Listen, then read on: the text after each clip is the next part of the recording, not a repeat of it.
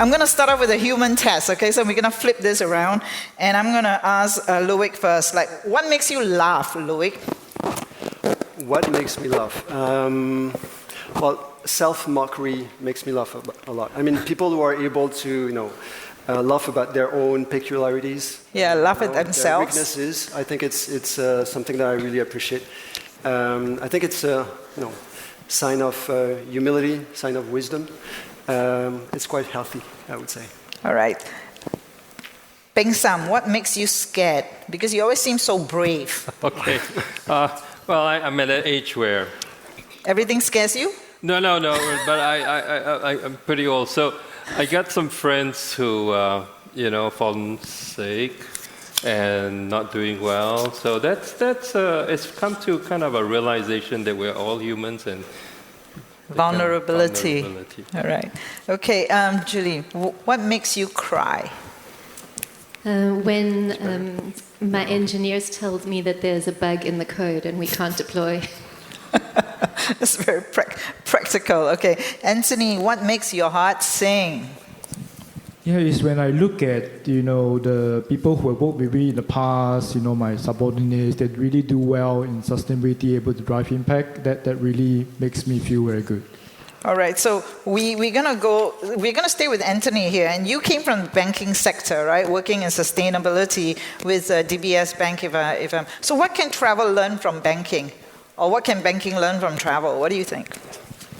I think the progressive banks now, what they're really good at is they've used their influence to try and encourage some green practices of their customers. I think that's really good because they're able to extend that influence within the bank itself, but into the customers to change the behavior, right? And I think that's also reflecting on what we do at Sentosa, right? I think that's also something that we can learn from as well. How we can change the behaviors of our clients, our visitors. One of the examples I can think of is that how we have implemented a disposable free policy, and how we can actually encourage our guests to adopt a more sustainable lifestyle, of not using disposable when they visit Sentosa. Right, so change behavior of people on the ground. So Julie, you were a hospitality consultant in sustainability, and then you gave it up to do a tech startup of Weeva. And by the way, I want to thank Julie Weeva for sponsoring this lanyards that are actually made by, the social communities from Borneo, from Sarawak. So thank you so much, Julie, for that. But your startup wants to be the Fitbit of sustainable travel, right? And it wants to allow businesses to track their sustainability scores. So why did you give up like a easy consultant job to do like a really, really tough tech startup business? Perhaps if I'd known then what I know now, I wouldn't have. I'm a reformed banker too. And when COVID hit, I'd been working for 10 years as a sustainability business management consultant. And I was really wondering how we could scale the work that we were able to do, because we were able to do great work with hotels that could be more resilient and future-proof themselves. And I saw that the hotels that approached their business in a more holistic way were doing better in the crisis. And I was asked to be part of a think tank on the future of tourism. And as part of that think tank, we came up with a fundamental idea of running a business around a balanced scorecard. So you look at your commercial imperatives, but also the community, conservation, and cultural imperatives. And that was the birth of Weeva. It had to be digital, so that it could scale and be affordable and accessible, because with all of the poly crisis, it's carbon, it's biodiversity, it's rights and inclusion, cultural misappropriation. It's much bigger than just COVID. So we needed something that could go global really quickly, and that led us to build Weeva. All right. So Loic, you joined Traveloka only in January this year. It's a new role, right? VP ESG. So what is the scope of the role, and what are your responsibilities, and how will they be measured? Sure. Thanks for the question. So obviously I need two mics. I'll speak in the two mics. So I joined in January 2022, so it's close to 2 years now. When I joined, the first thing that we did is actually to map our material, environmental, social, and governance issues. So obviously, climate, carbon is the number one issue that we have. Eric was mentioning this in his introduction speech. So of course, we measure our carbon footprint. We set a science-based target to reduce our carbon footprint. But we also look at issues such as plastic pollution. And this is related to biodiversity, right? Plastic pollution is the number one environmental issue in Southeast Asia. Southeast Asia is actually the biggest polluter from plastic pollution in the world, right? And it impacts tourism destination. So that's a material issue for us. But we also look at different issues such as women empowerment and gender diversity, both internally at Traveloka, but also with our partners. So that's what we did, really, to identify what are the most material issues for us. And I would like to define materially because I think that's really important. That's a buzzword that everybody use, but for us, it's really the issue that may have an impact on the bottom line of our company, right? So all these issues are really top priority for us. The second step is actually to address all these different issues at 3 different levels. The first one is what can we do as an office-based organization? So I mentioned about measuring our own carbon footprint, managing our own waste, promoting female talent. So we do all of these things, at Traveloka. The second level is what we can do with our users as a tech company, right? Through our platform. And to me, this is probably the most exciting part because it's really about who we are and what we do. And here the idea is very simple but quite powerful, is how can we promote sustainable consumption behavior among our users? And when you think about it, we have multi-million users in the region. So if we are able to influence the behavior of a fraction of these users, that's where the impact is really big. So what we do here is to develop new functions in our app, in our platform, to enable this type of consumption behavior. So the ability for our users to offset their carbon footprint when they book a flight, when they book an hotel room, the ability for them to identify hotels with credible sustainability certification. Yep. That's things that we offer. And then to conclude, the third level, which is equally important, is what we can do with our merchant partners. So all the hotels that we reference in our platform, the airline companies, and here, same, we try to promote sustainable tourism practices and standards among our merchant partners. Right. That's really the scope of our... Yeah, and it's also necessary now as you try, you go towards the road to IPO for every company now, right? The ESG criteria as well. So I'm gonna go to Peng Sum now. And by the way, congratulations on the Regenerative Tourism Award for Park Royal. Thank you so much for the award. So is that brand portfolio the most significant investment Pan Pacific has made? And how is that brand therefore performing because you're doing all these things? It is performing very well. I don't think it's 100% because of sustainability, but a big portion of that. Just take, for instance, our Park Royal Collection, Pickering, the one in Pickering Street. You see trees before you see the hotel. The average rates have gone past $400 over. It's about a 30% increase since we started. Same with the Park Royal Collection, Marina Bay. It's already past the 400 mark. Again, 30% increase. Huge support from especially American, European, Australian companies. We found this to be a trend also in our Park Royal Collection KL. We just opened it a year, and immediately we're past close to the 450 Malaysian ringgit, of course, but it's also at least a 10% above our comp set. So it is bearing witness that companies do care for sustainability. Yeah. The corporate travel and especially the MICE business, right? Especially the MICE market, especially, yeah. So, Anthony, one of the most tangible outcomes of, I think, what you've done in Sentosa is the Sentosa Carbon Neutral Network, right? Where you bring in public and private sector to achieve carbon neutrality by 2030. Everybody's talking about carbon neutrality right now. But what tangible results are being seen, actually, with your neutral network? I mean, how has it affected procurement or consumption? Now, the carbon neutral network at Sentosa, right? So it's really business network of businesses on Sentosa. We have about 27 businesses right now have joined the network, and what that means is really we have covers about 95% of the carbon footprint, right? Carbon emissions on Sentosa. That these are the people who have collectively committed to reach a carbon neutrality by the year 2030, right? So that's actually quite significant for us as an island community, right? And one of the things that we have done this year is we announced a Sentosa disposable policy, right?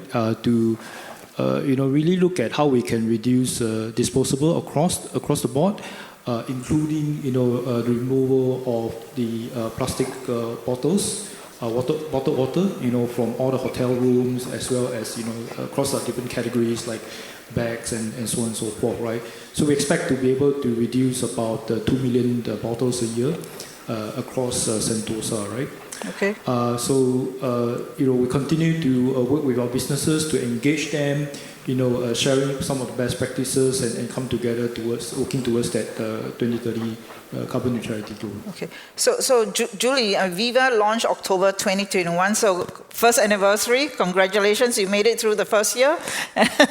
And you have a few hundred hotels on your platform now. So how's the report card? Like, what areas are hotels doing well in and what areas are not doing so well in? I think a lot of hotels and lodges are doing great at starting to actually account for and measuring things like their greenhouse gas emissions, so their carbon footprint. And it's great that they are getting that data because they can actually understand their impact now. What they're less good at so far is reducing that significantly. And I think it's quite confronting sometimes to understand the extent of your emissions and then realize how much work has to go into reducing it. And so we're working really hard to support them on pathways to do that. I think what's interesting is what hotels are not measuring. We see so many amazing examples of great community and cultural impact initiatives throughout the globe, and people aren't necessarily making note of that and recording it and celebrating it. I think it was Brené Brown that said, great stories are just data with soul. And so if we can put the data behind the stories that we're telling for our hotels, it gives that credibility and it allows us to look at what we're achieving more holistically. Okay, so can you scan the app for the polling, because I'm going to go into a series of polls as I go into the discussion here, right? So this is the first one. It's like I know we've had this before, but let's see whether the sentiment has changed from the previous years. Travelers should pay more for sustainable travel experiences. Agree or disagree? Just disagree? Disagree. Agree? Agree. Agree? Disagree. Disagree. So we got 2-2. Let's see what the audience says. So disagree. The audience is with you. So that's interesting, right? So Peng Sum, you disagree, even though it probably costs you more to build the Park Royal collection. I mean, it must cost, with the food waste digesters, the solar panels, it must cost you way more. Yeah, I mean, a lot of people, think that reducing waste is just about, removing straws and removing plastic bottles. Actually, hotels burn a lot of energy, waste a lot of food. It's tremendous. Like even cooling this ballroom, I'm telling you, it takes a lot of thousands of kilowatts just to cool it. So it's very expensive. I just want to drum it in. It's not something easy. From low emissibility double glazed windows to heat exchangers to solar panels to rainwater harvesting, these cost millions of dollars. Yeah, and that should be just the cost of business, right? It shouldn't be something like a customer should pay just because you're doing the right thing, right? Absolutely. Okay. All right, so let's go to the second poll, and this is quite interesting because look, you spoke about educating, your users, and you spoke about changing customer behavior, and I'm sure you're all doing that. So travelers should be rewarded for adopting sustainable habits like not having room clean for days, for example, right? So Loic, you say, what did you say? You said, that travelers you're trying to get travelers to have sustainable consumption patterns, right? Or was it? So should you give them discounts and vouchers to reward them for that behavior? Well, when you look at the question, I actually like the question because it talks about, for example, if you ask not to have your room clean. When you think about it, for the hotel, it's a lot of savings in terms of energy, water, chemicals, cleaning products, even manpower. So I think that there should be a sort of incentive for the clients to actually decide not to have his or her room clean. So that's the current thinking that I have. So that's why I would agree here. Yeah, but what kind of incentives should an OTA? I mean, Peng Sum, maybe you might want to ask Loic that. It's like, what do you want to ask him that? What would you do? Well, at the OTA level, I think it's our role is really to educate our users. So actually, when you use Traveloka app, and there is a small green label. If you click on it, there are tips about how you can travel in a more sustainable fashion or manner. And actually, suggesting not to get your room clean every day. That's one of the tips that we are sharing with our users. So this is our role. Now, in terms of financial incentive, I don't know if we can think about points or voucher. That's something that we can consider. Because especially with data now, you can really monitor what a guest does, right? So Julie, I mean, can you share one example of a hotel that's done something innovative in how it interacts with guests? Sure. Actually, to change just behavior. on incentives, there's a great hotel in Cape Town, South Africa called Hotel Verde, and they reward their guests for not having their rooms serviced by tokens for the bar, and that can be used for cocktails, virgin cocktails. There's a great app that started out of Portugal called Greener Act, and tourists can join up, and when they visit community experiences, when they do something that's environmentally friendly, like take public transport, they are rewarded on the app, and then they can use those rewards at other experiences and other locations. I think incentivizing the traveller is one thing, and then really immersing the traveller in sustainability without making them feel like it's homework, right? Because no one wants to do homework on holidays. Yeah, you don't want to be preached to, right? So there's some great examples, like in Africa, in the Masai Mara in Kenya, Qatar Safari Camp has 23 different activities that guests can do that are actually sustainability related, like going walking with a medicine man, or making bow and arrows with the kids. A more sort of city-based example is Inhabit Hotels in London, in the UK. They have a program to employ female refugees, and the ladies are encouraged to identify themselves to the guests and to have conversations with the guests about their life experience. So there are many ways that you can bring a sustainability experience. I mean, you're doing an amazing job at Pan Pacific without sort of irritating your guests, I guess. Yeah, I think differently a little bit, because the guests that come to a sustainable hotel, it's more of a cost than an incentive. So I'll give you an example. I mean, we have Pan Pacific Orchard, the first 5-star hotel that doesn't have an air-conditioned lobby. And you would think, my goodness, you pay so much, the guests will complain. No. The guest is so appreciative that we're not wasting energy. Of course, we have a 6th-floor atrium-style lobby that has the airflow and all that. You don't feel warm at all, but guests appreciate. And we bring plants in the hotel that it's biophilic, and they feel that they're part of nature, they're part of nature. They are appreciative. So it's not so much just a reward, but I think it's a cause. They feel strongly, they can relate to us, and they say, this is what I want. Right. You know. So to tie what you're saying back to what Eric was talking about the Absolutely. next lens, right, which is the next lens to look at biodiversity, and that is an area that we individuals can really, really impact. Yeah. So do you see that as an opportunity for travel providers, you know, whether you're OTA or whatever, to get more into that biodiversity nature tours, which is already getting popular? I mean, the OTAs is very powerful. I mean, it reaches so many people. And frankly, you know, just by having the app that says, you know, which hotel is green, that's already one step forward.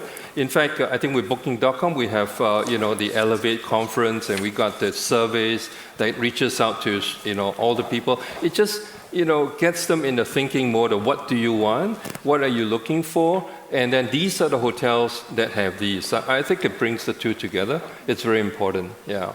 Yeah, actually, I agree. I think there's two things here, right? One is really, you know, setting the right expectations, you know, with the guests, which not assume that when you incorporate some of these experiences, you know, the guests will be saying you're taking something away from them. You could actually be improving the overall experience as well, right? So the other thing is about, you know, pushing this to the sort of the front of house, right? You know, like for Sentosa, we've got this Sentosa is our signature nature and heritage tours, and these are actually proving to be quite popular because there are certain guests actually really enjoy, you know, the opportunities to really get out there and learn about nature and biodiversity and heritage. So let's go to the next poll, which is about the sustainable travel badge, right? We talked about. So, you know, let's ask the audience and whether what you think is having a sustainable travel badge or some form of certification will allow hotels to charge a higher price. Agree or disagree? Disagree? Yeah. You agree? Agree. Both. Agree? I guess it depends on the hotel. I think for small hotels, no. Embarking in a sustainability journey in terms of, you know, investing in energy efficiency, water management, waste management, that's costly, right? So for these small hotels who make this effort, I think they should be rewarded, you know, by being allowed to charge a higher price. So we have like a tie. So, okay. For a larger hotel, I think they also. Do you think it leads? Do you think it leads to conversions, though? Does it lead to higher conversions, a sustainable travel badge? Julie? I think that it's a hygiene factor. I think that so the it's customers no longer that want to travel sustainably will be incredibly disappointed and will call you out if you are not sustainable. Yeah. But I also think that as it becomes more of a compliance issue, it will be your license to trade rather than a higher price or a lower price. Absolutely. Certainly if you're wanting to work in the business travel market, your RFPs will include the requirement that you're at least publishing data if you're not certified. Yeah, totally agree, Julie. I mean, you know, those days, remember, you have to pay for your internet, you know, and some hotels still do. If you want a higher speed, you pay. But I'm telling you, those days are gone, all right? So it will come to a stage where the hotel doesn't embark on sustainability. It's probably going to be out of the game. Yeah, it's going to be a hygiene factor in a while, you know, and we better start getting into the game and really, you know, go for the cost and be left out. Yeah. So eventually it will be like AI, it will be like oxygen, right? So what about travelers veering towards destinations? So Sentosa in Singapore has GSTC certification now. So let's do the next poll, which is whether travelers will choose a destination because it has GSTC certification. Oh no, I think that's the wrong one. What's the last poll, Jerry, is travelers will veer towards destinations because they have GSTC certification. So, Anthony, is GSTC certification a competitive advantage, or is it just a hygiene factor, or because it's Singapore and Singapore has to do it because the government says so? Well, if you think about it, right, you know, the GSTC's criteria is really like sort of the apex criteria in the world of sustainable tourism, right? So what it really does is that, you know, when you try to, you know, adopt that kind of criteria, you're really benchmarking yourself against the best, but you also subscribe to a certain framework, for you to sort of track your progress, which are the areas that you need to improve, right? So back to the questions of whether if this is like a hygiene factor or not, right? I guess it really depends. You got to sort of contextualize, to look at the kind of audience, the target audience you're looking at, and the destination itself.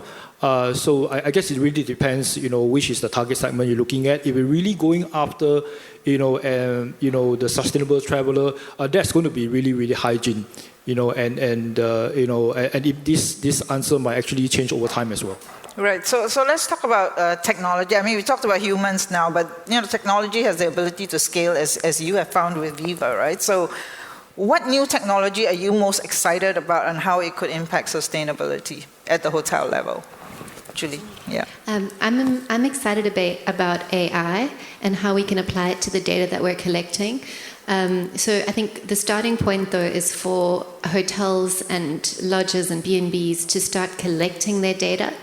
And then I'm excited by the potential for analyzing that data, making correlations and connections that we're not necessarily able to make.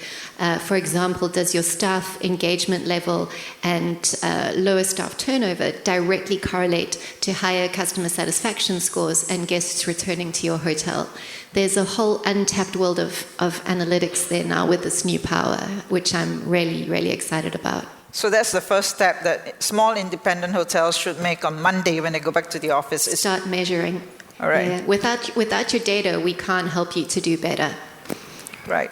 It's a little bit of a mundane technology issues. I give you an example.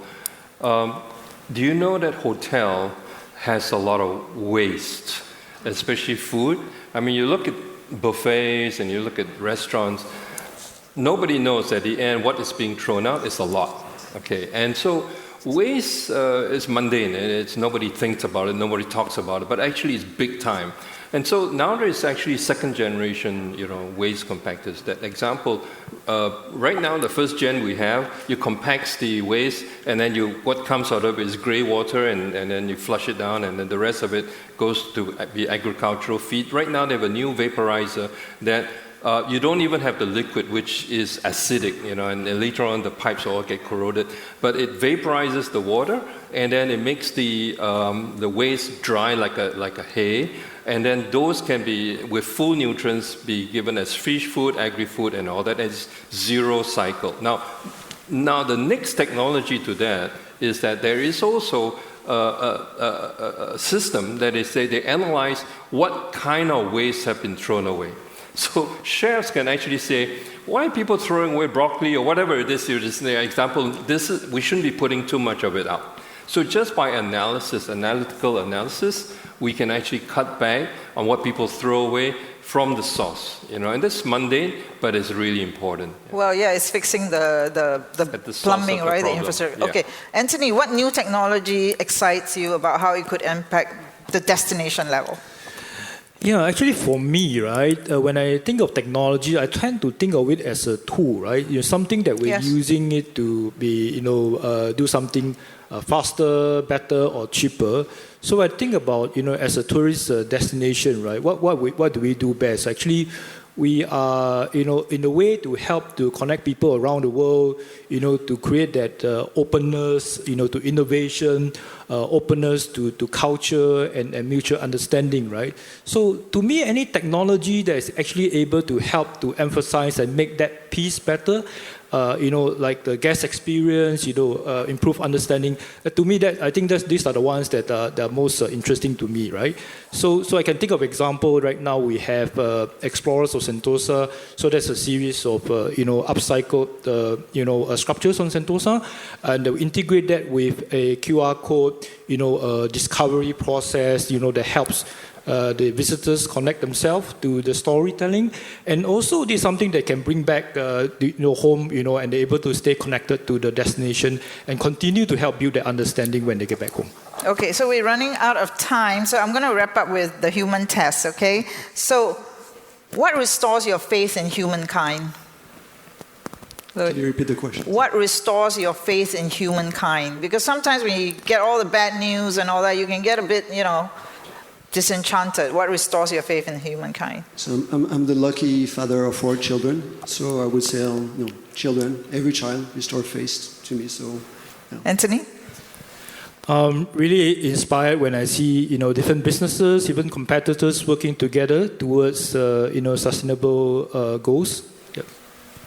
I think the helpers. We had Weeva team members in Marrakesh during the earthquake, in Greece during the fire, in Turkey during the earthquake, in New York last week during floods, and to see the incredible people that rally up in these times and start to just mobilize and help and do great things, that really restores my sort of sense of faith and happiness. Peng Sum? I would just very quick, I have really great faith in my team. I'll just give an example.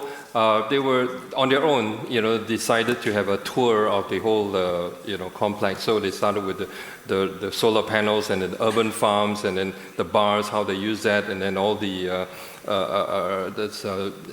heat exchanges and all that, all behind the scene. It became so popular, right, that it was in the web and it's full every day. Chock-a-block full, and no one could, it was just too many. And all of a sudden, they also thought, well, maybe we should reward them. Let's give them high tea. So they charge $78, and it's still full. And it's become a real wonderful tour of the environment, of the sustainability, and yet, all these ideas are from them. So I've been really happy with the team. Yeah, actually, that's one of the interesting findings we found from the Travel Changemakers Awards, and you were one of the judges, and what we found was that when people submit things that they really care about because it matters to them, there's so much passion in the entry, right? Rather than write me a marketing plan to achieve, 90% whatever, right? So that really came from them. So thank you so much to the Humans with Heart. Please thank Loic, Anthony, Julie, and Peng Sum. Thank you so much. Thank you.